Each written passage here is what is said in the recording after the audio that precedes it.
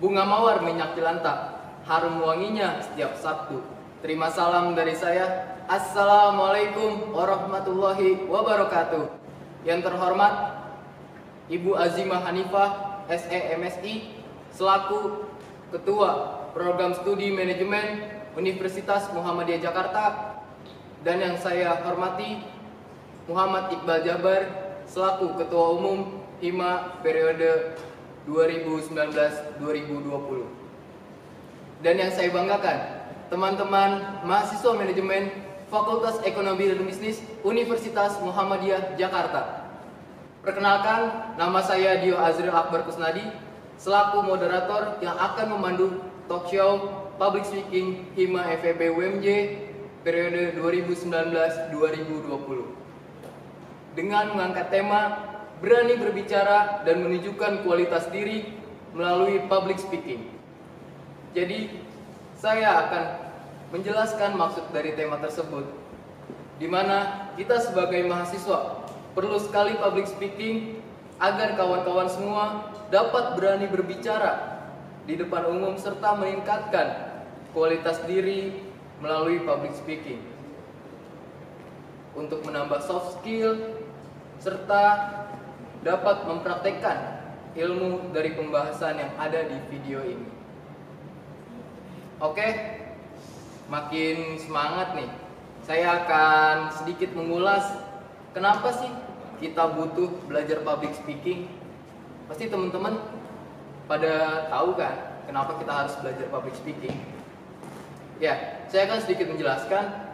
Kemampuan public speaking akan meningkatkan kualitas diri kita, serta dianggap punya kemampuan baik untuk berbicara di depan umum atau di depan orang banyak.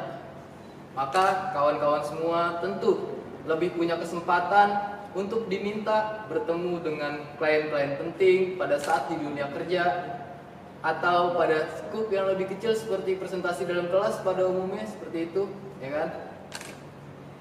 Sebelum kita lanjut, jangan lupa ya klik tombol subscribe dan share, like, dan komen tentunya di channel YouTube HIMA, namanya HIMA FEB UMJ. Jangan lupa juga follow akun Instagram kita @HIMA-FEB-UMJ. Di situ banyak informasi-informasi tentang mengenai kegiatan-kegiatan yang kami laksanakan. Baik, saya akan membacakan kurikulum vitae narasumber. Gani Rizky, umur 23 tahun, alamat email ganiriski274@gmail.com, education SDIT-YPI 45 Bekasi 2003-2005, SD Panglima Polim R Prapat 2006-2009, SMP Panglima Polim R Prapat 2009-2012, SMA Negeri 2 R Utara 2012-2015, S1 Manajemen Universitas Muhammadiyah Jakarta 2015-2019. Achievement: juara 1 Business Plan Competition Universitas Satya Negara Indonesia, Duta Mahasiswa Fakultas Ekonomi dan Bisnis Universitas Muhammadiyah Jakarta 2017, finalis Business Case Competition Universitas Mercu Buana, finalis Business Case Competition Universitas Katolik Widya Mandala Surabaya, finalis Business Plan Competition Universitas Pembangunan Nasional Jakarta. Organization Experience: Head of Information Departemen OSIS SMA Negeri 2 Rantau Utara 2013 period, Member of Komisi B GBPKO atau Garis Besar Program Kinerja OSIS, Majelis Permusyawaratan Kelas atau MPK SMA Negeri 2 Rantau Utara 2014 period, Chairman of Majelis Permusyawaratan Kelas atau MPK SMA Negeri 2 Rantau Utara 2015 period, Officialdom of Himpunan Mahasiswa Manajemen Universitas Muhammadiyah Jakarta 2015-2018. Work Experience: PT BAS Indonesia QHSE atau Quality Healthy Safety and Environment, Departemen Januari sampai Juni 2019.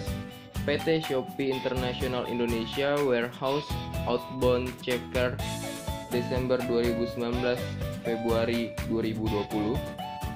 PT Shopee International Indonesia Warehouse for PT Valdo Inc. Human Resource Client Resolution Officer atau BPO Februari 2020.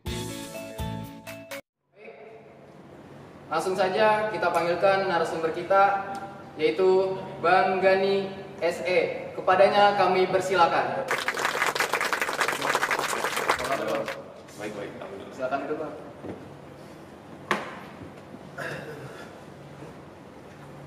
Ya, terima kasih Bang sudah menyempatkan waktunya. Iya, sama-sama udah dikasih kesempatan juga buat bisa kesini lagi. Iya, di sela-sela kesibukannya pada siang hari ini.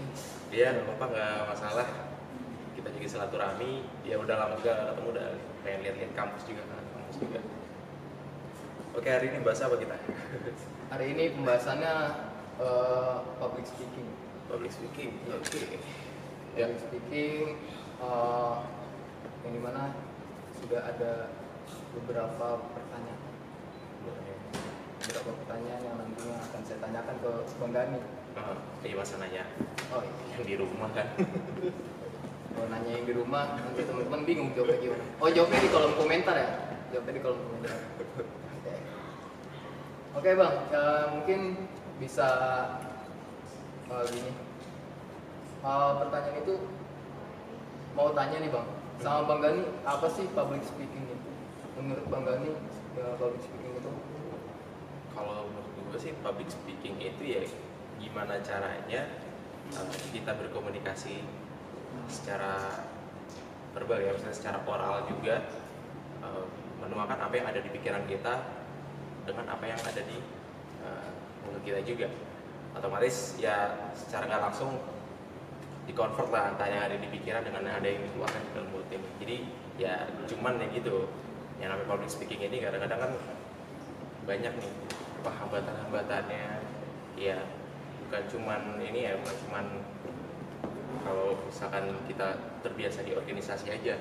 Kalau misalkan ada rekrutmen atau interview kerja, di situ kan juga ada kemampuan public speaking juga yang bakal diuji juga. Ya. Ya, cara gimana si rekruter ini mengorek, gimana menguji si calon pekerja ini, pelamar ini, gimana skill public speakingnya sih, gimana cara dia komunikasi sih ke orang, etikanya gimana sih. Secara tidak langsung menurut gue public speaking itu dasar banget buat semua orang, karena semua orang akan punya kesempatan untuk harus bicara di depan orang banyak atau lingkup yang kecil, atau ya minimal komunikasi lah.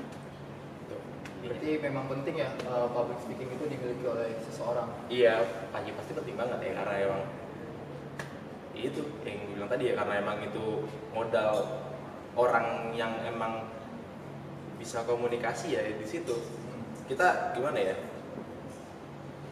Di kuliah ini aja gitu, misalkan ya ilmu yang ada di kepala kan kalau nggak dituanginnya di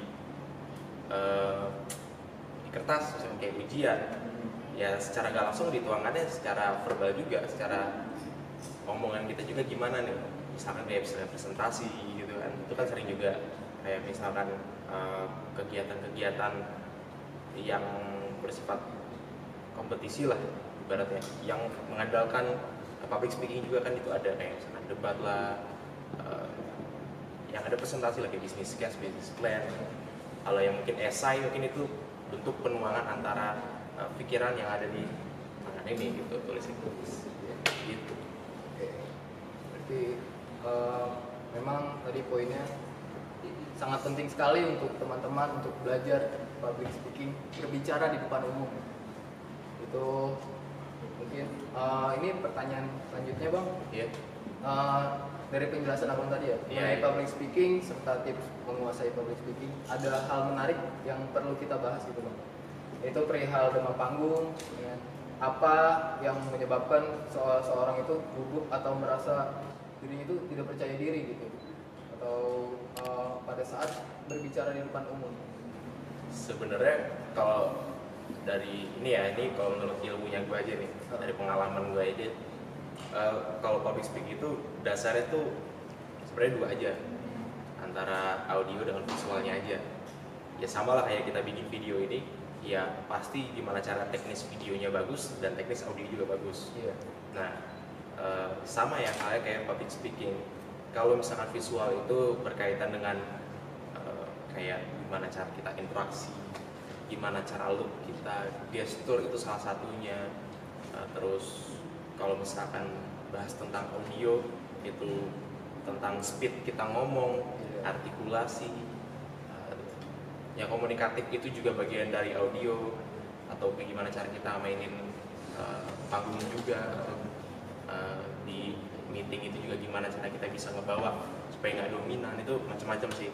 Kalau untuk ngatasin si demam panggung ini sih gini sih ya, intinya tuh kalau nggak latihan sih jam terbang itu aja. Kalau latihan itu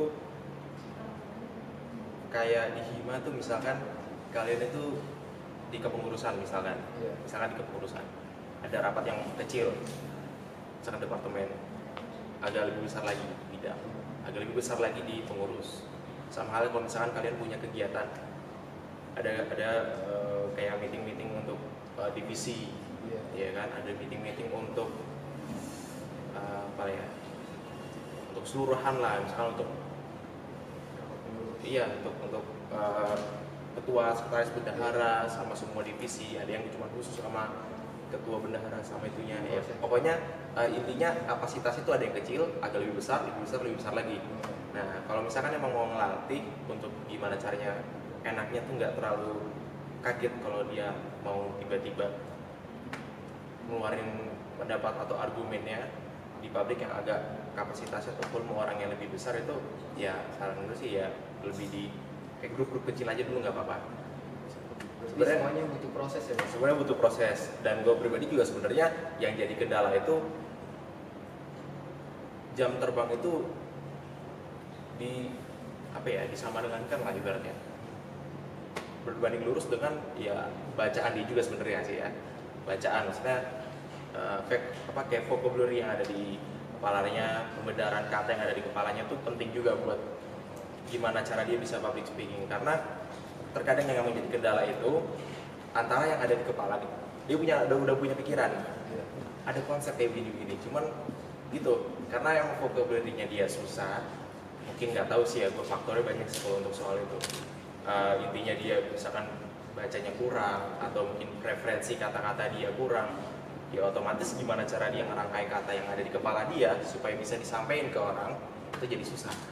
Nah, jadi ya saran gue untuk bisa ngatasin si demam panggung ini juga salah satunya ya banyak pembedaran kata juga di kepalanya dia. Banyak denger orang ngobrol aja tuh udah bisa ngisi kepala juga gitu. Kayak misalkan nonton kayak yang kalau gini kan konsepnya kita kayak talk show ya, kayak gini-gitu kan banyak. Kalau misalkan di acara-acara TV tuh banyak, kayak kalau yang serius kayak Mata Najwa tuh kayak gitu tuh bagus ya. Kalau misalnya ditonton ada narasumber bagus ya, kalau dia lagi on voice-nya gitu, lagi ngobrol, lagi buka suara, ya coba denger aja kata-kata dia. Semakin sering kita dengar kata-kata kayak begitu, otomatis semakin familiar juga di kepala kita. Otomatis ketika nanti ada pikiran yang referensinya sama kayak yang kata-kata pernah kita lihat, keluar kata-kata itu gitu. Jadi menurut gua berbanding lurus itu antara pengetahuan dia, wawasan dia, sama pikiran dia, itu yang bisa ngebantu juga ngatasin si ini tadi demam panggung tadi. Setelah itu ya udah berjalan, lama-lama jam terbang yang ngejawab gitu, ke rapat yang lebih besar lagi, dan udah fluent aja, udah lancar aja. Bisa lihat juga dari KBBI gitu ya kata-kata. Iya, sebenarnya gini sih ya, kalau untuk masalah pembedaran kata atau bahasa, mau formal boleh, mau yang nggak formal juga ya boleh. Cuman ya kalau masalah formal ini harus bisa situasional juga. Oh, menyesuaikan dengan siapa berbicaranya. Dengan siapa, dengan situasi kondisi yang kayak apa, itu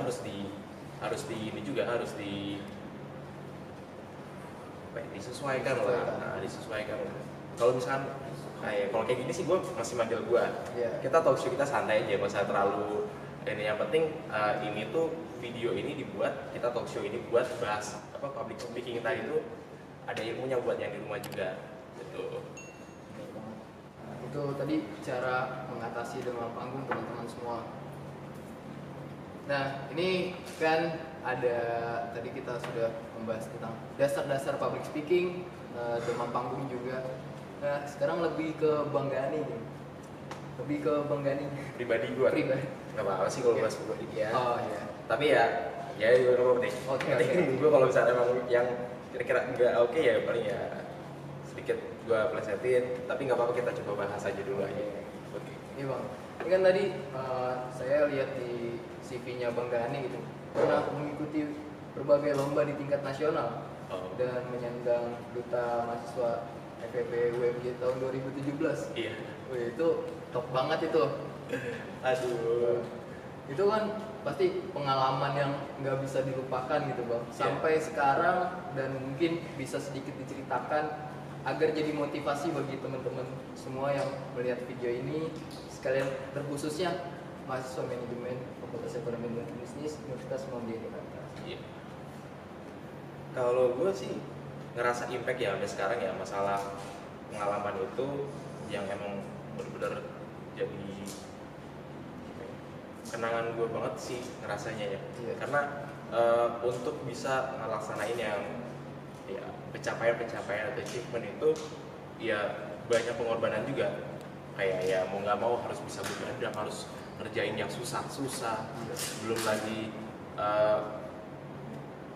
harus ini juga, harus gimana caranya nih materi yang udah kita bikin atau presentasi yang kita bikin itu benar-benar masuk ke juri gitu misalkan, atau benar-benar dipahamin banget sama audiens. Nah itu sebenarnya tips sih, salah satu tips juga itu di public speaking, masalah gestur lah, masalah eye contact itu juga bagian dari teknik public speaking. Kalau misalkan emang public speaking itu digunakan untuk pitching, ada tuh pitching tuh untuk gimana caranya meyakinkan kalau argumen kita itu bener. Biasa kalau sales marketing, ya kan, kalau sales marketing lah, atau misalkan broker untuk ini, untuk investor, ya salah satunya ya itu gimana caranya dia bisa berbicara yang apa ya, ada impersonate lah, ada yang ini, ada pengaruhnya lah, ada orang minat jadinya. Di situ juga ada ilmu public speaking juga, kayak retorikanya ya. Nah bagian dari retorika juga itu. Terus ya kalau yang tadi salah satunya kayak duta FEB itu itu ya itu salah satu kegiatan yang uji coba bisa dibilang waktu itu ya. Emang jujur aja ya, gue juga mau jujur aja, itu kegiatan tahap uji coba juga, dan ya setelah itu nggak ada lagi. Nggak ada lagi. Setelah itu nggak ada lagi. Sebelumnya juga nggak ada. Jadi emang waktu itu mungkin diuji coba dan oke, dan kayaknya ya susah juga kayaknya buat dicoba lagi.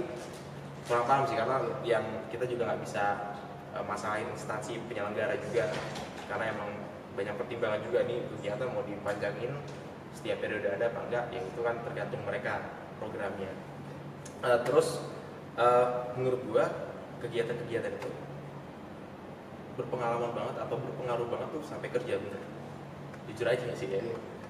Karena di sini kan bisnis plan competition gitu, pasti kan itu kan presentasi di depan. Kalau bisnis plan competition, gue pribadi sih belum terlalu dapat impact, jujur aja ya. Untuk di bisnis plan competition, kalau misalkan di bidang untuk presentasinya, oke, nggak jadi masalah. Cuman kalau untuk di bagian materinya, gue belum terlalu, karena jujur ya gue juga di situ cuma punya plan bisnis saja. Untuk yang realitanya sih gue sampai sekarang bisnis cuma ya bisnis kecil-kecilan sama teman-teman kantor aja udah. Nggak yang kayak gimana banget sampai planningnya yang luar biasa kayak di lomba-lomba bisnis plan itu. Ya emang sejujurnya yang namanya plan bisnis itu ya kita bikin di bisnis plan ya memang modalnya gede, dan emang ya kayak kreativitas aja lah, kayak ide-ide aja. Cuman yang pengalaman banget atau yang berpengaruh banget buat kerja itu, kalau nggak ini, kayak lomba-lomba yang debat kayak gitu, paling lomba-lomba yang business case. Karena business case itu dia bener-bener kita diuji untuk mencari masalah yang ada di perusahaan juga. Yang emang realitanya tuh ya orang-orang di office itu ya pasti selalu berhadapan sama masalah. Ya tergantung gimana caranya nyelesain, identifikasi masalahnya, mau eksekusinya gimana, itu ya dilatih dari yang kegiatan-kegiatan itu. Kita udah terlatih dulu untuk bisa nyelesain masalah gitu di organisasi, di kerjaan ada masalah, kita kebantu juga jadinya. Jadi otak juga udah gak terlalu stuck banget gitu, kalau ada masalah ini harus apa, ada analisa-analisanya. Itu sih enaknya sih di situ untuk bisnis plan. Apalagi kalau misalkan perusahaan-perusahaan startup gitu, fluktuatif banget. Lalu nggak kadang-kadang kalau gue sih bagiannya HR, cuman kalau bagian HR itu di startup, terutama Shopee, yang namanya warehouseman itu gini banget, gelombang banget, misalnya naik turun banget antara order naik apa enggaknya tuh menentukan jumlahnya juga. Itu yang kadang-kadang gue juga berat juga untuk hire karyawan banyak, takutnya nanti cepet di PHK-nya di situ. Ya, oke. Balik lagi sih Bang, kayak kan pada saat presentasi gitu kan, ini kan tingkat nasional, pastinya pressure dari audiens gitu. Dibalik kayak Demam Panggung tadi, Abang tuh pada saat di situ cara menenangkan diri gitu, agar lebih percaya diri lagi. Atau pada saat itu kan pasti bisnis plan itu ada sebelum itu materinya dulu kan? Iya. Ya kan? Materi juga. Iya. Jadi itu ya intinya gimana ya, waktu itu cara ngatasin lupa panggungnya gimana, maksudnya itu kan, itu pertanyaannya. Iya, terus sama pressure dari Kalau pressure dari audience, kebetulan kalau kegiatan bisnis plan itu macam-macam sih. Ada yang close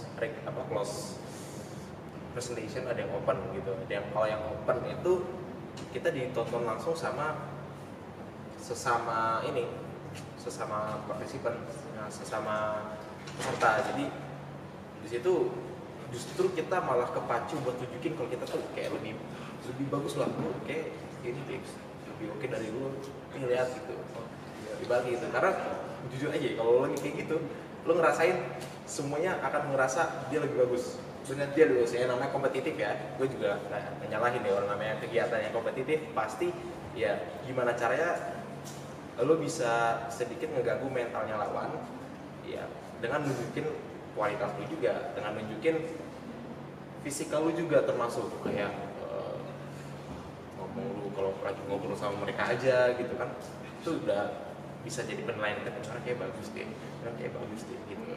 Bener banget sih. Di situ sih. Kemarin kan kebetulan saya juga ikut bisnis plan, alhamdulillah juara 3. Ya, lumayan. Bener banget, kayak ditonton sama peserta tuh kita menjadi tertantang lagi, kita lebih bagus tuh dari mereka. Itu sih.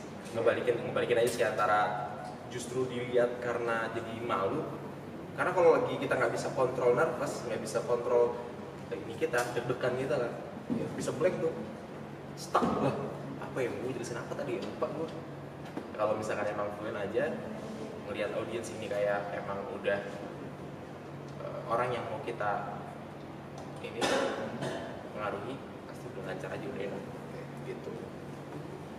Oke Bang, kita mungkin tadi sudah tanya-tanya tentang Bang Gani seperti apa ya kan, tadi kita lihat dari CV-nya. Mungkin lanjut ke public ininya, apa namanya, teori yang tadi public speaking. Lanjut ke pertanyaan selanjutnya. Jadi untuk perihal tadi kita berbicara di depan, mengatasi demam panggung, segala yang tadi dasar-dasar, kan itu harus mengatur intonasi dalam berbicara, penekanan atau yang lainnya, itu seperti apa Bang cara? Kalau gue pribadi sih masalah intonasi ya itu macam-macam sih ya, orang-orang tuh macam-macam intonasinya, tergantung karakter juga, dia bisa tergantung ini kayak gue gini-gini ngomong nih gestur nih. Ya, gestur itu bisa mempengaruhi intonasi juga menurut gue ya. Jadi yang untuk masalah intonasi itu kadang-kadang ya, kalau misalkan audiens kita yang terlalu jauh atau misalkan ruangan yang terlalu besar, orangnya banyak, intonasi itu kadang-kadang tinggi-tinggi terus tuh. Kayak misalkan kalau Hima tuh biasa punya acara rutin itu LDK. Iya. Yang namanya LDK tuh kalau misalkan sebagai pemateri ngelihat ini orang, ada ratusan orang di ruangan yang sempit, ngomong tuh intonasinya tinggi semua. Kalau nggak kedengeran.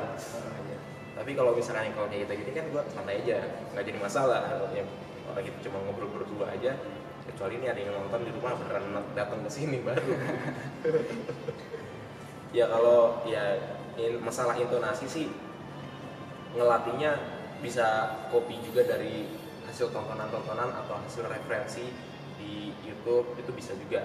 Kalau gue sih gue seneng lihat intonasi ini apa tuh namanya, gue lupa tuh namanya. Pokoknya waktu itu ada narasumber di Mata Najwa, habis itu gue seneng ngikutin juga sampai dia di mana gue tonton di YouTube ya gitu maksudnya orang-orangnya.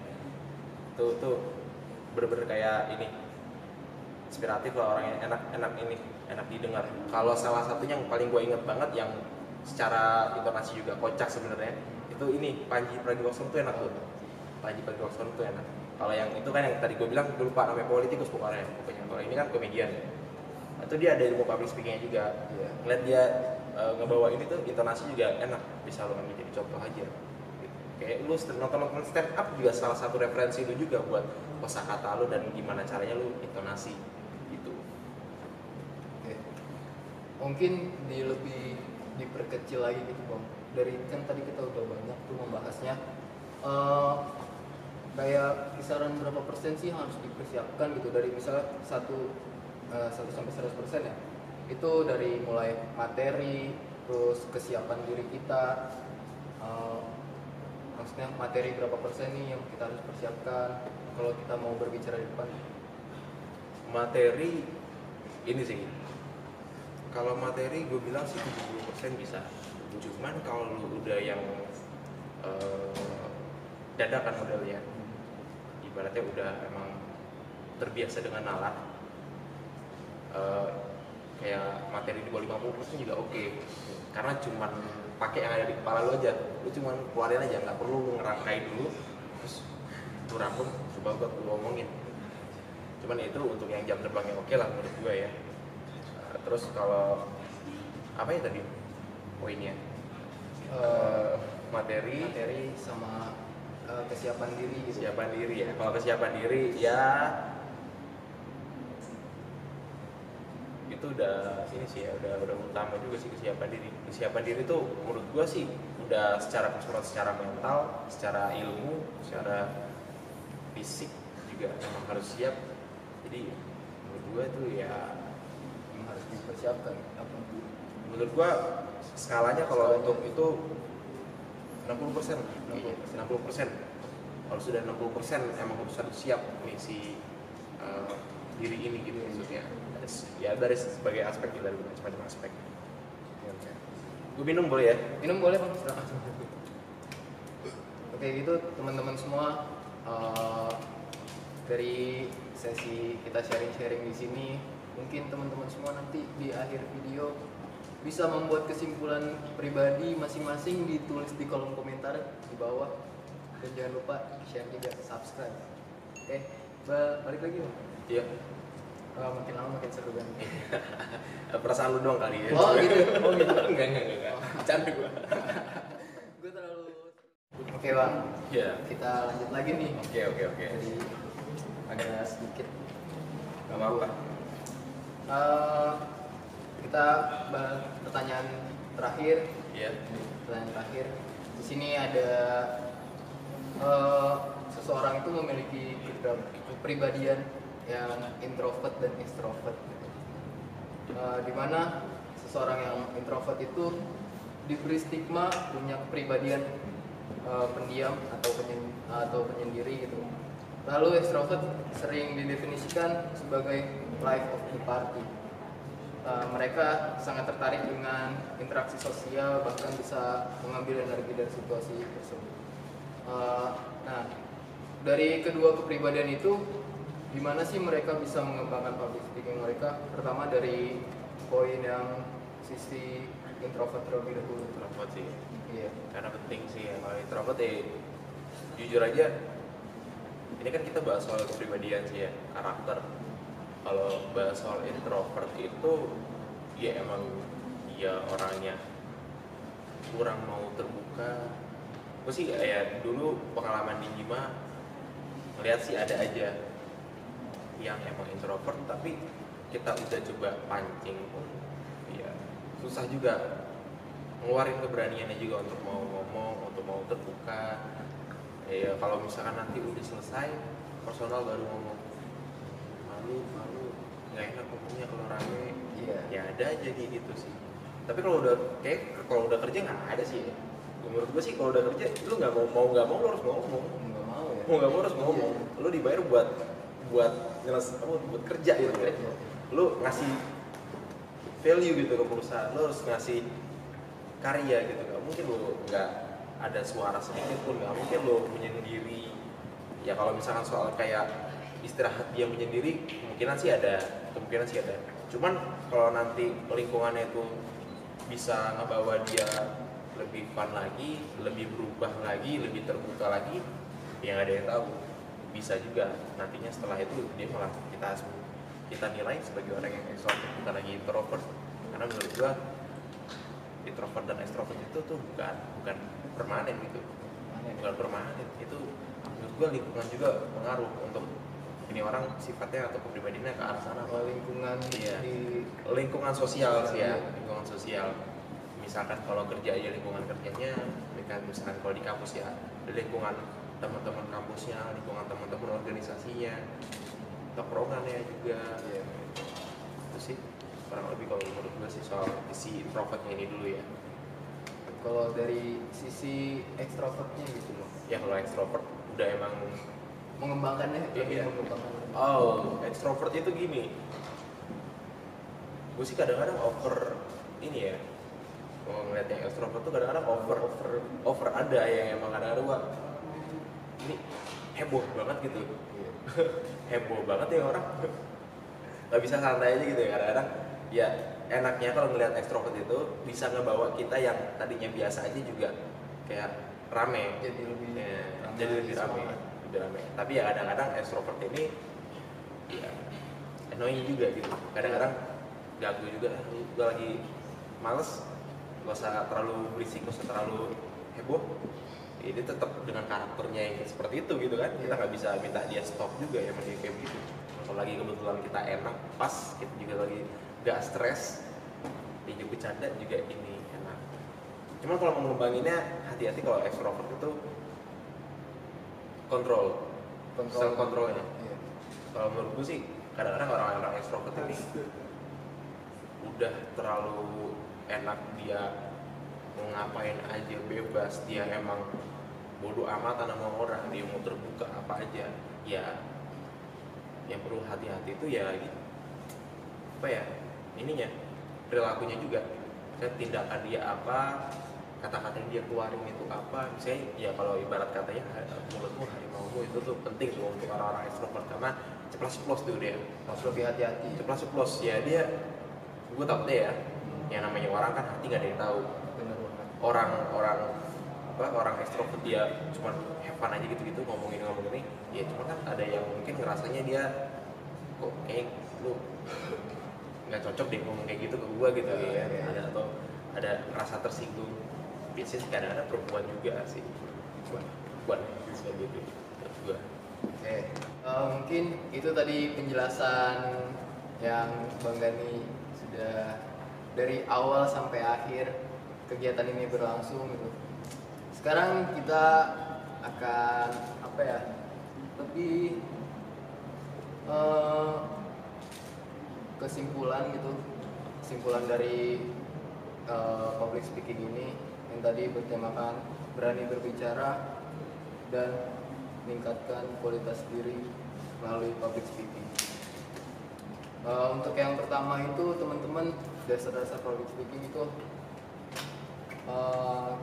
tadi harus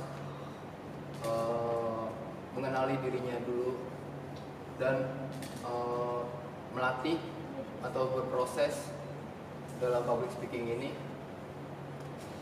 Mungkin selebihnya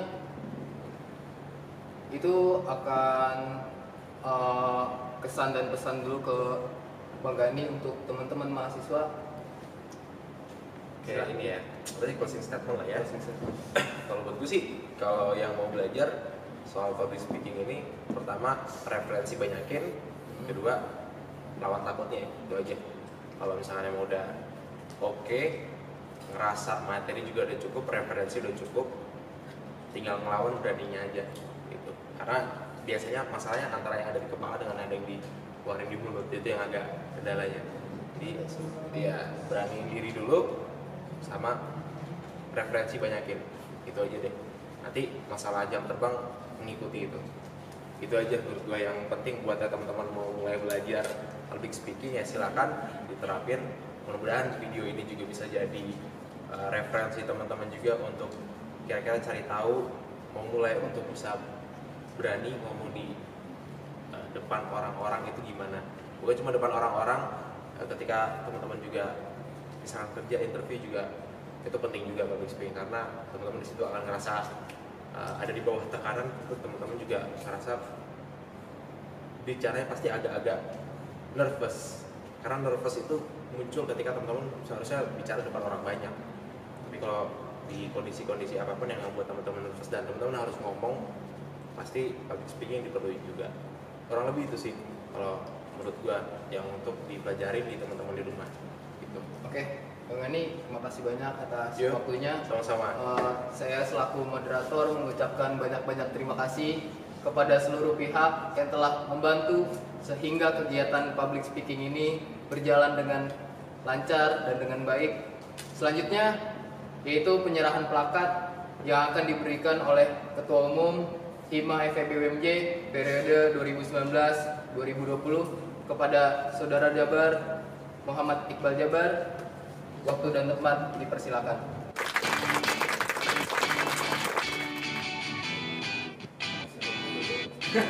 Oke, Bang Andi, makasih atas waktunya. Sama-sama. Ya, sampai berjumpa kembali ya. Sip. Sekian dari